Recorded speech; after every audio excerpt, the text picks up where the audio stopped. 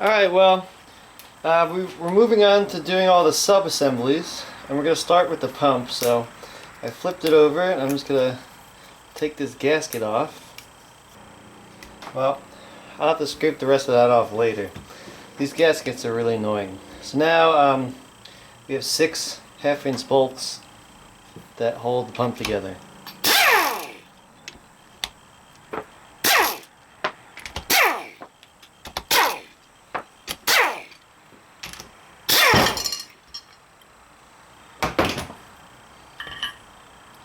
Alrighty. So you can sort of see the way this pump works. This is called a gear pump, and it's kind of hard to show you because the gear kind of floats around without a shaft in there. But basically, the gear turns, and you can see there's voids on one side of the gear, and what will happen is the fluid will actually go through the space between the gear and the housing, and when the gear and housing come together, it actually pressurizes that fluid because it's squeezing it, and then it goes out the other port. So that's sort of how this works. Okay, so we're just gonna take this gear out, and we're just gonna, sometimes these things stick together because of the transmission fluid. So what we're going to do is we're going to clean all of this and put it back in. So this is pretty simple. I'm just going to use parts cleaner. Alright, so on the other side of the pump we have this part called the reaction shaft support, and they have these locking rings here that seal. And in order to take this washer off, we need to actually remove these rings, and usually they come with new rings in the rebuild kit, so they sort of just hook together like that, so you could sort of, just push them together and pry them apart. There we go. See, they're actually under tension, and as soon as you unhook them, they just sort of spring back. And you're replacing them anyway, but I still don't like to break things. You never know. I believe these are actually cast iron. I would guess they seem like they're cast iron, similar to how piston rings are cast iron. So that's pretty much it, and then I'm gonna take out the rest of these in the same manner. Alright, and then take off this washer. So now we took this thrust washer off. We actually need to measure the thickness of it to make sure it's within spec. Now the manual says that the thickness should be between 61 thousandths and 63 thousandths. We're checking for wear here, so we're going to take our micrometer and we're going to put it to, I don't know if you could see that, but it basically says 62 and a half thousandths. So really 62.6 thousandths. So this is perfectly within spec. We don't need to replace this. Alright, now we're going to remove the oil pump seal. Just going to use this seal puller.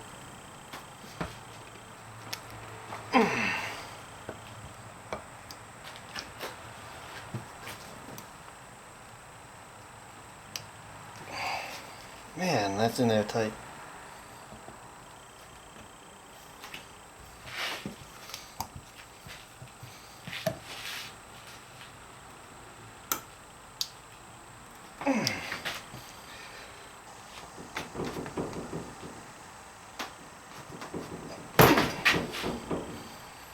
Damn. Okay, I'm having a lot of issues with this seal, but I think it looks like if we remove the bushing, which we need to do anyway, it gives us a little opening right there to put our seal puller in and get under that thing. So this should work. So there's two little things here. We're going to drive it out this way. Phew! I got it out just by punching. Would have been way easier with the right bushing driver, but my bushing driver kit doesn't have one this big. Could have used the socket, but the seal was kind of getting in the way. At any rate, I got it out, so let's try to get this seal out now. Alright, so we can just put it in there.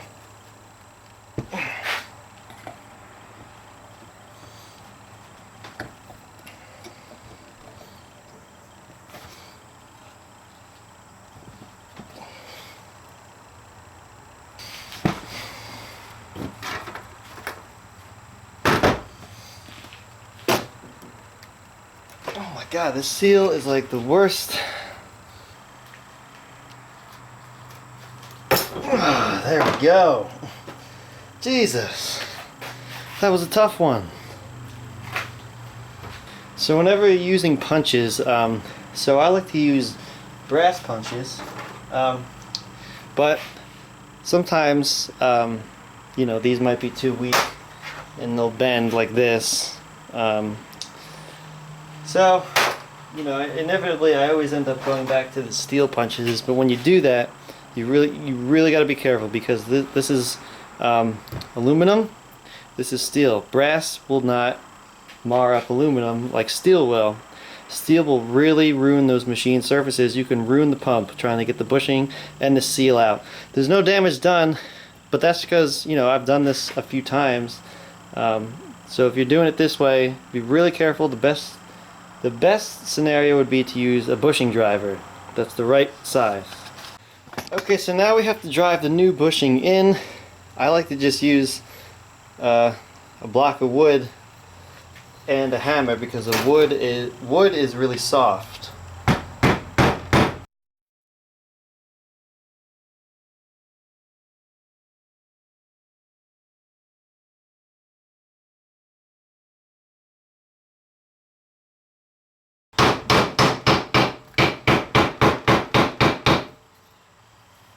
Alright, okay, so this bushing has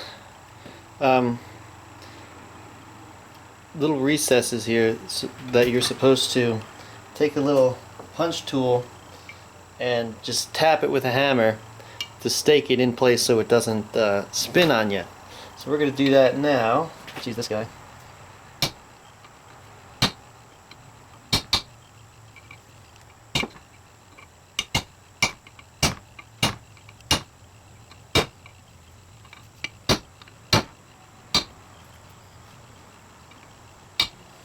Alright, you don't need to do much, just a little bit of a nipple on each side, and we're going to try to remove the burrs from where we staked it just with a knife tool. There we go. Next we have the new pump seal. It's going to go in way easier than it came out.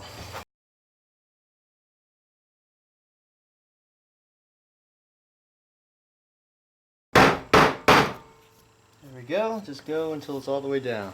Okay, so I've gone ahead and washed this thing, or cleaned it with parts cleaner, and blew it out with compressed air. Now, it's important not to dry things and wipe things off with towels. You should, I mean, sometimes I'll do it like on these super smooth surfaces. You're really not supposed to. You're supposed to only use compressed air to dry off and clean off things. So this is all dried and cleaned, so we're going to reassemble the pump gears with some lubricant. I'm just going to put that in there, get it nice and lubricated.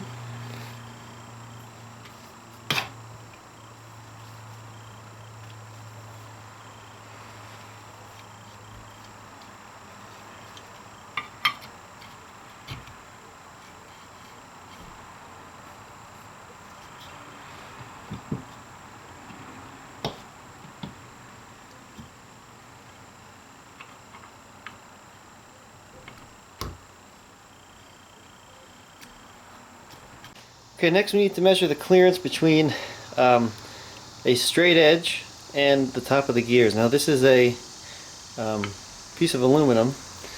It's not precisely machined, but it's pretty darn close.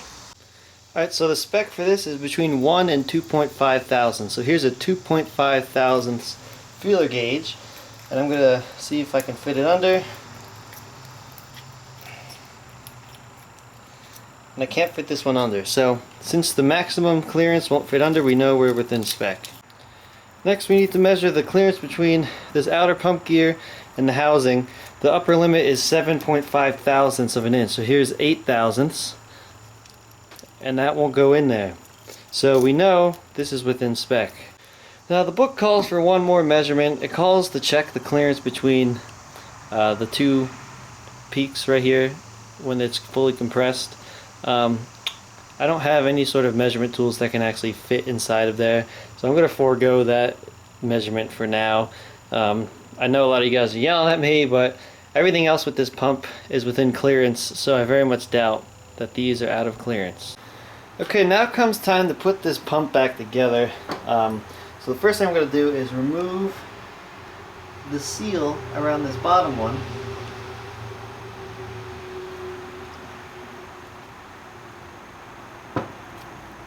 And then we're going to put them together like this. Now, what you want to do is, now what's going to happen is you can see that this gear sort of floats around here.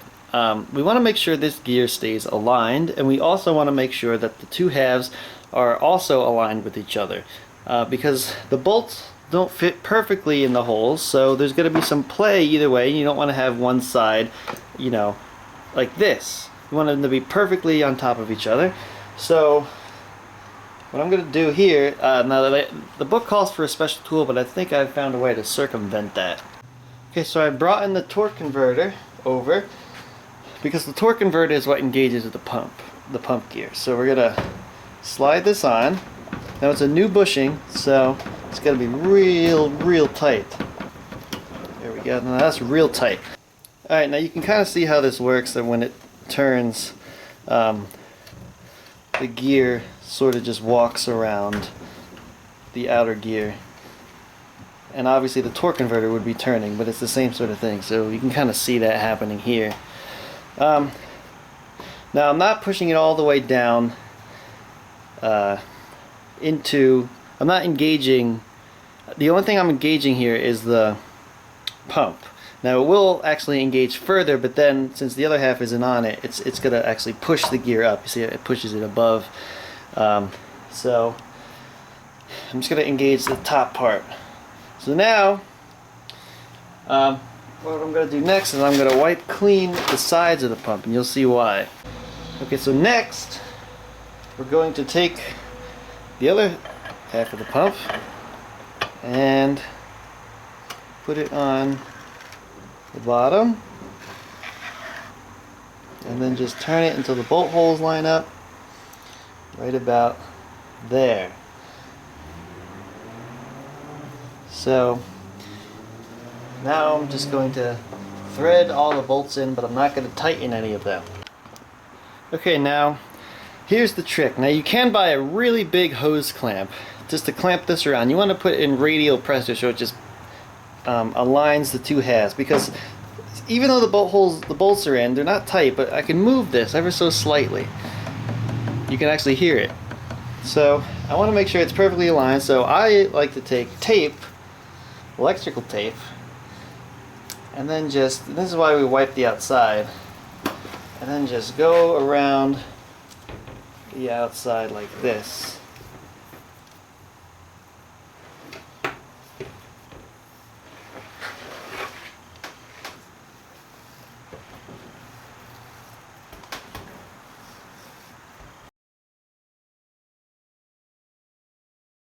You'd be surprised at how well it squeezes.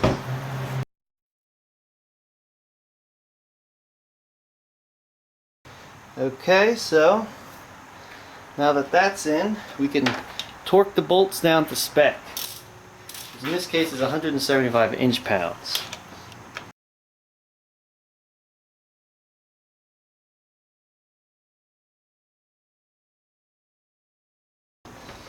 Okay, so now we can take this out.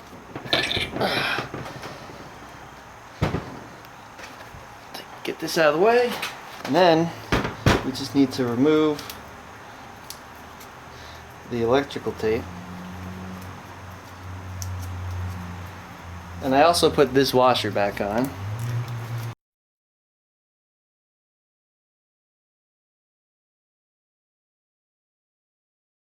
Now we can put our new seal around the outside.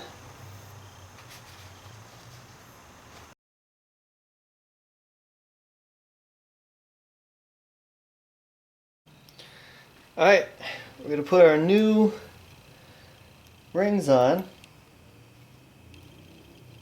Gotta be careful here. And again, I am fairly certain these are cast iron, and cast iron snaps really easy, so you really got to be careful. Only stretch it as much as it needs to go. So now it's in the groove, and now we just need to hook them together.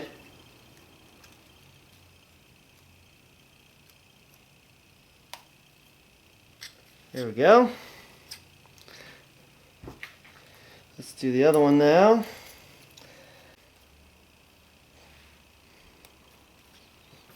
Got it. Alright, so that's going to wrap it up for the pump. Alright, next we're going to move on to the rear clutch assembly. And if we turn this over, we can see that there's a snap ring right here that holds this shaft in place that we got to remove. So I'm holding it on my vise, but it's in no way clamped. So let's just put our snapping pliers in there, expand the ring. Well, the shaft doesn't want to come out, but I guess we should just take this other snap ring out of here.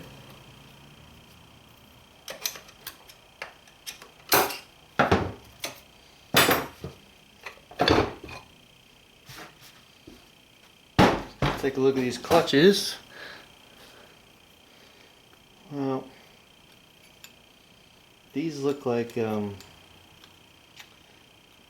look like normal wear. I mean, they're pretty burnt. You could see that they're black around the inside. This is the one in best shape, but I think they're not like burnt to a crisp. So these clutches are burnt, and we're going to replace them, and we're also going to replace the steels that come, all that comes in the rebuild kit. Okay, now we're going to take out this wavy snap ring. There we go. So that's a wavy. See how it's wavy? It's intentional. Don't get these two mixed up. The first one we took out was a flat. So let's take pressure plate out. We also have a washer right here that we're going to take out. Whoops. Aha, well, service manual says that it isn't necessary to remove this shaft. If you find it necessary, it needs to be pressed out. So the shaft looks in good condition, and we can easily replace these seals without pressing it out. So I'm just going to leave it in. I'm going to put this snap ring back on here. Okay. Okay, so it's come time to compress the spring in this clutch assembly to remove all the clutches and steels. So I will show you this assembly in more detail when I remove it.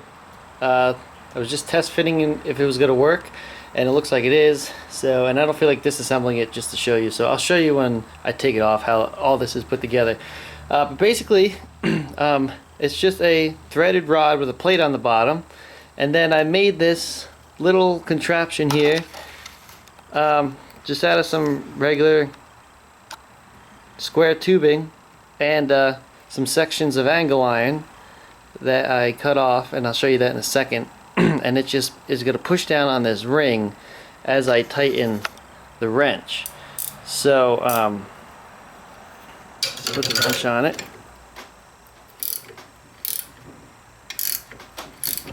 So as you can see now, hopefully, let's see, this retainer here has dropped below the snap ring, and the snap ring is free. So now I could just use my snap ring pliers and try to remove this with the camera in the way. So let's see if I can do it. Damn it.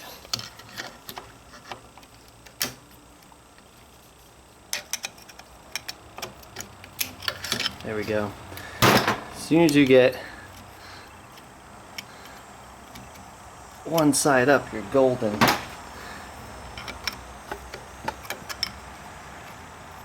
Let's get turn it. There we go. Snap ring's loose.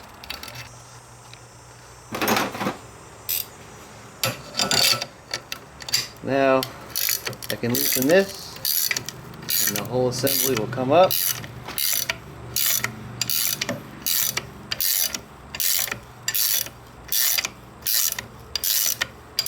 Pass the little centerpiece.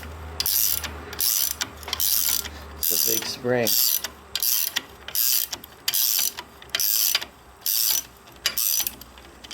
Alright, I think we're fully uncompressed now.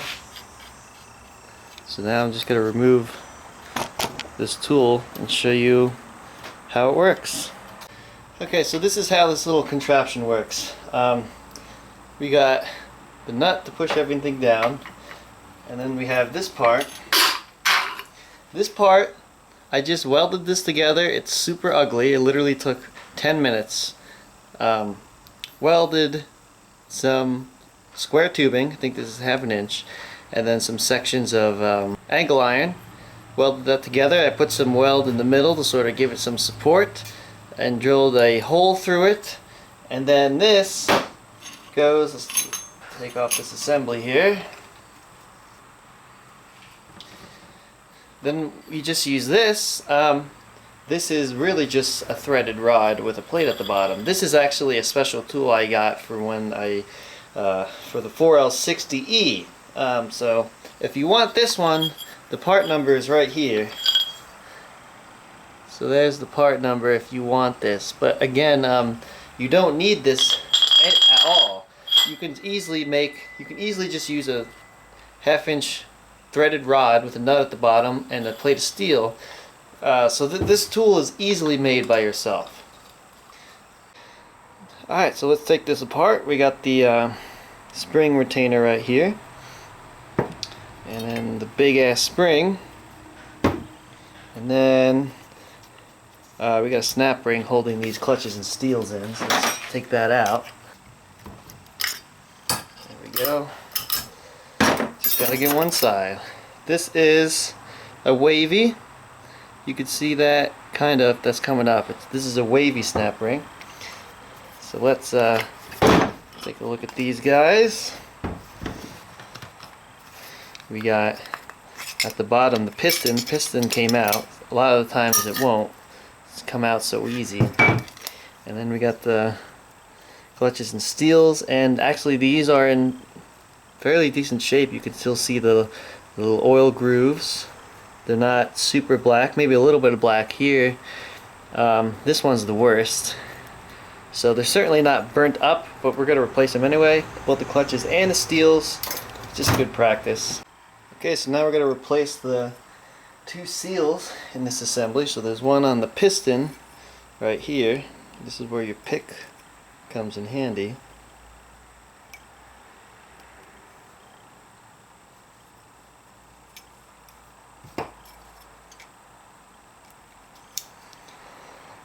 So make sure when you put it in, you put it in the right direction. The lip seal goes down that way. The lip seal will always go facing the direction that you're putting it into.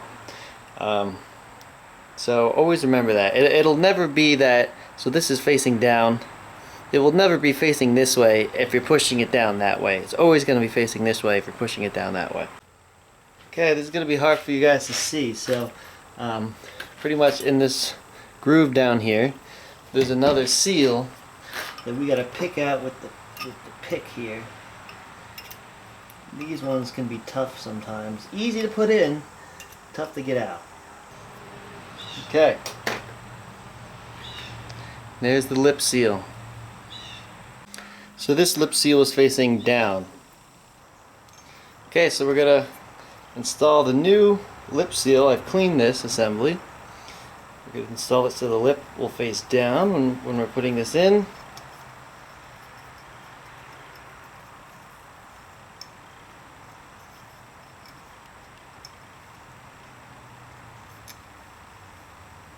Alright. Okay, we're going to put the new inner lip seal in with the lip facing down. Alright, so just put one side in and then pull this around. There we go. Make sure it's seated all the way. Okay. Okay, now comes the tricky part. We need to put the piston back in. And it's tricky because the lip seals are working against you. Since the lip is facing down that way, when you put it in, the lip wants to fold up. So you really have to be careful that you don't fold the lip seals or damage them. Now the center one, the lip is facing down, so the center one won't be too bad. But I'm just going to lubricate everything with transmission fluid. Make sure that it goes in easy, or at least try to put it in easy. Okay, so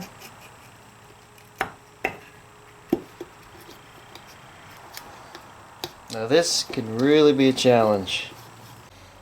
Alright, I'm actually gonna, a lot of the times the thicker type lubricants work, not grease or anything, but I like to use petroleum jelly or Vaseline. So we're just going to put Vaseline all around. Now this stuff will actually dissolve away when you start and run the transmission. So you don't have to worry about this.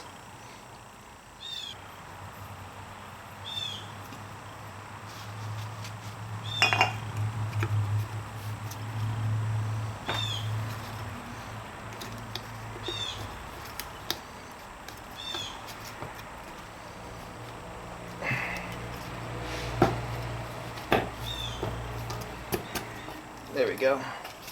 I'm just gonna, I always like to spin it just to make sure everything's in there nice and it's not binding up. Alright. Okay, so I was going through the rebuild kit and I got two sets of clutches here. And I'm scratching my head, I'm like, oh, which one is which? They're the same diameter, they have the same amount of teeth. And then I realized that these ones are thicker than the other ones. So these ones are about, they're all close to about 88 thousandths thick, while these ones are closer to 64 thousandths, 63 thousandths thick. So then I'll just a matter of measuring the old ones. So these are the 61 thousandths. So then these clutches go with this one, and then these guys are the 85 thousandths. So then these guys go with this one. Okay, so now we can start putting the new clutches and steels in. So this one starts with a steel, and then I have a clutch. Now I usually will just dip my clutches in transmission fluid, and that's perfectly fine. You know, you could soak them. I just usually don't, and it's usually okay. I've heard people say nowadays you don't need to soak them, but I don't know if that's fact, but I'm gonna go by it.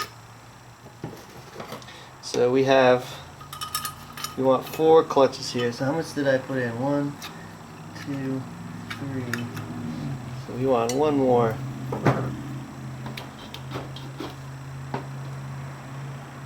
4, and then we got our pressure plate. Pressure plate goes in. Okay, so now we're going to put our wavy snap ring back in. There we go. Okay, so now comes time to measure the clearance. So we're going to take a feeler gauge, and we're going to measure the clearance between the wavy spring and the pressure plate. Now the spring is wavy, so you have to measure the clearance. See if I can get this on camera. See how the wave comes up?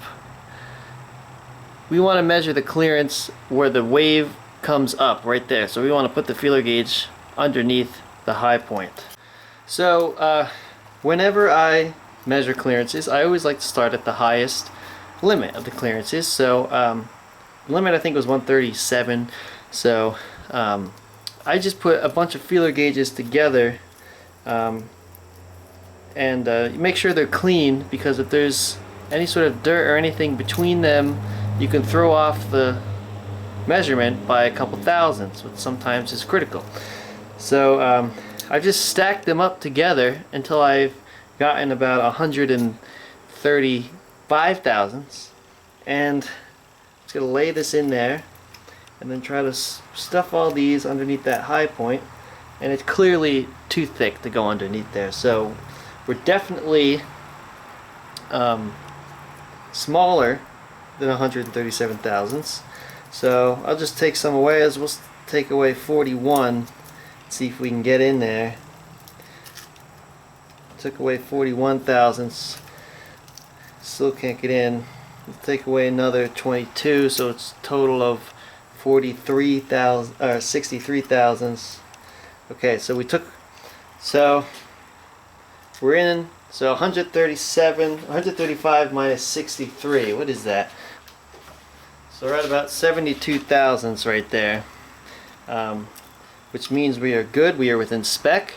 If we were not within spec, we would need to replace this wavy spring with one of different thickness, and the thickness would depend on your measurement. If you were too, say it was too much clearance, so you can put 150 thousandths under there, you would need to order a thicker snap ring to take up the extra space. And as I said in my introduction video, that's just because when you order new parts, and you saw when I was measuring them,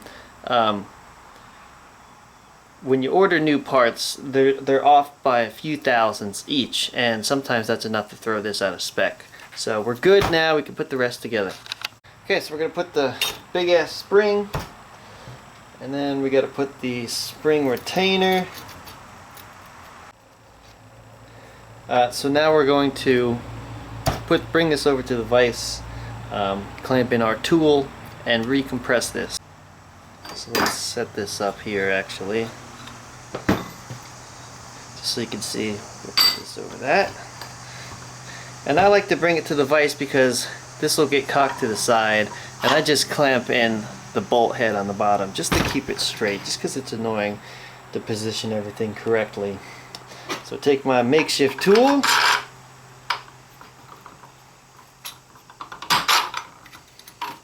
thread on my nut, and I'll see you at the vise. Alright.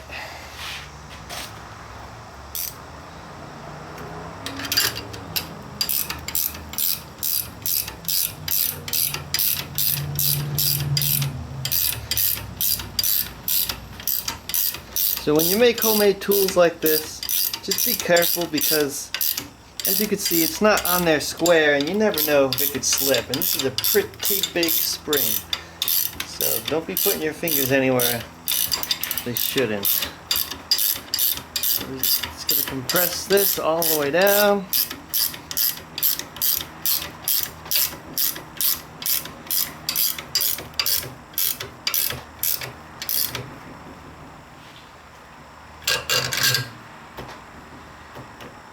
Had to move that so it can clear the side. There we go.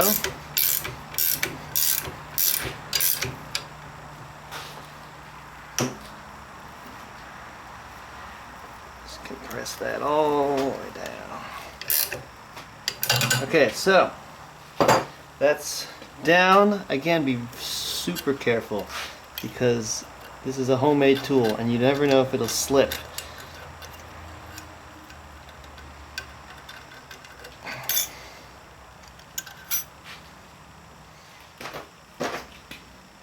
So I'm just going to use this to direct the snap ring to where it needs to be.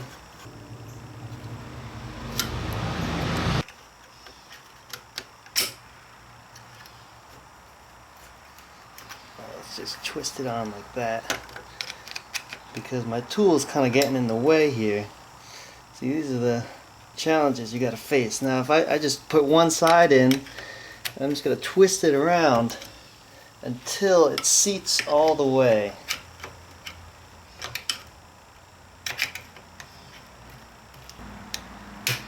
There we go.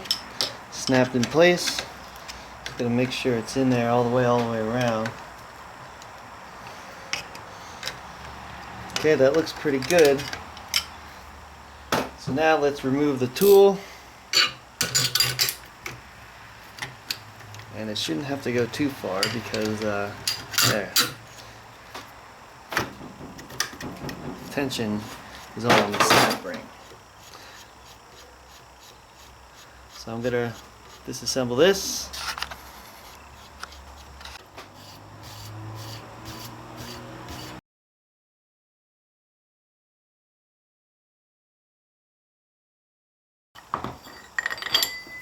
There we go, guys.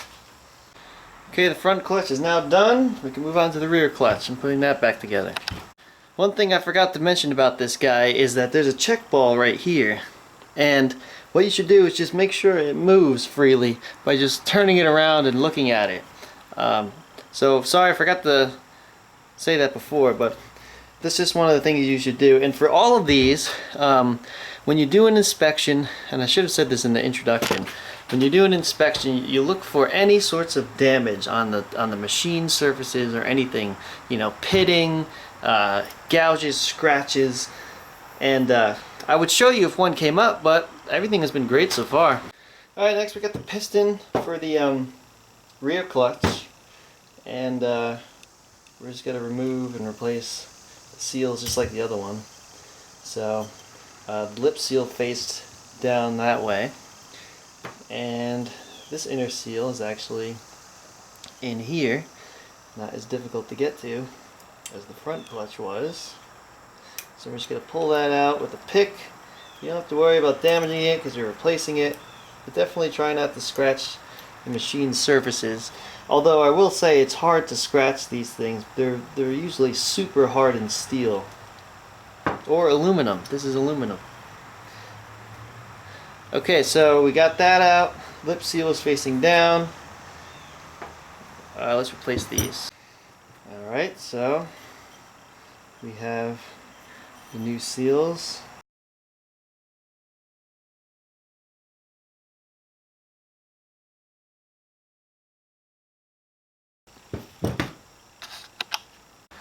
Okay, we're at the vise. Nothing is clamped in. I sort of am just using it so the input shaft can drop through so this can sit straight, just so it's easier to work with. Because I didn't press the input shaft out because there was no need. So now we're going to do the same thing. We'll take some Vaseline and just lube this up real nice all the way around.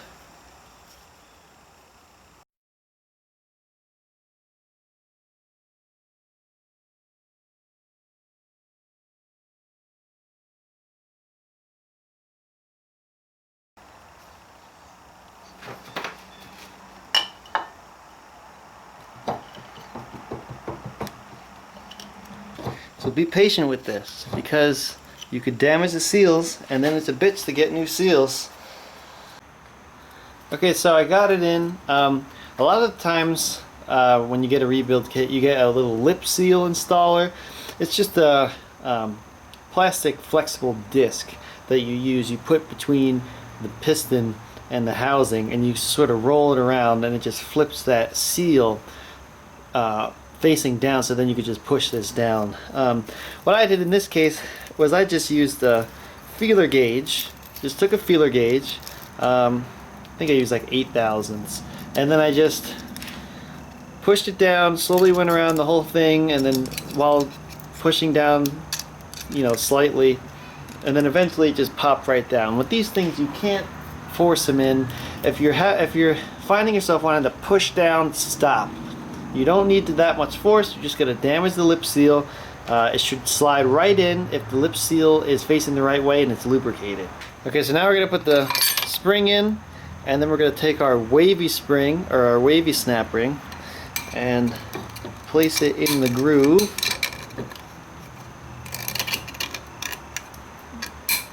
go. So it seats. Alright, now comes the pressure plate. The flat part is going to be facing up.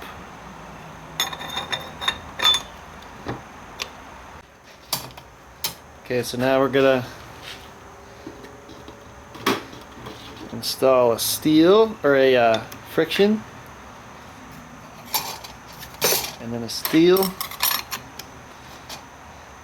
and we're just going to go back and forth until all the frictions and steels are in, and I'm coating the frictions in transmission fluid, just dipping them in.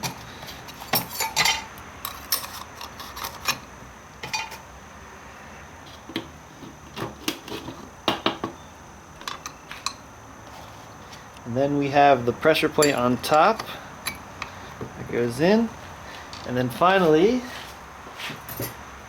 we have the snap ring.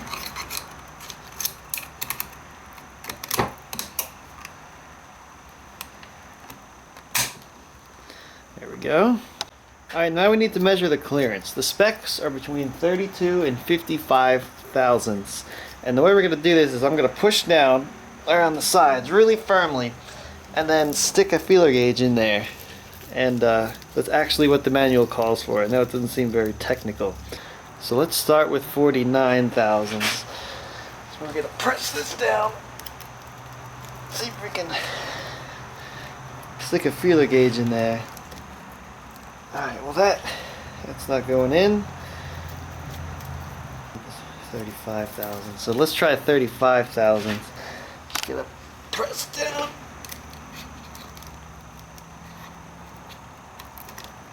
Alright, we can fit in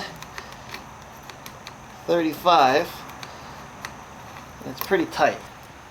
So that tells us we are within spec for this, so we don't have to replace the snap ring. So one more thing, we need to replace these sealing rings here. So this is a scarf cut seal.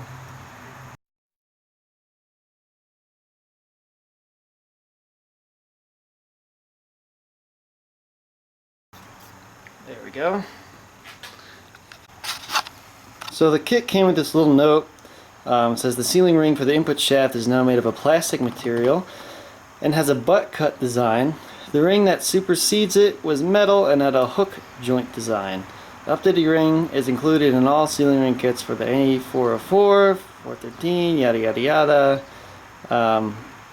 So looking through this, this is what they're referring to. This was the last one I pulled off. This is the hook design, and the new one is, just like they said, a butt design, meaning it just butts together. So we're going to put that in. We're going to put the butt design in. Alright, now I'm looking through the sealing ring kit in here, and for this one, the only one that matches this is this cast iron one. And this is a hook cut, where this is a scarf cut. So I'm guessing that they first replaced the cast iron one with a plastic butt one, I guess they also replaced this scarf cut seal with a iron one. So I'm gonna put this in. I'm gonna call the distributor though and ask, but I'm pretty sure this is the one we gotta use. So let's put the cast iron one in there. There we go.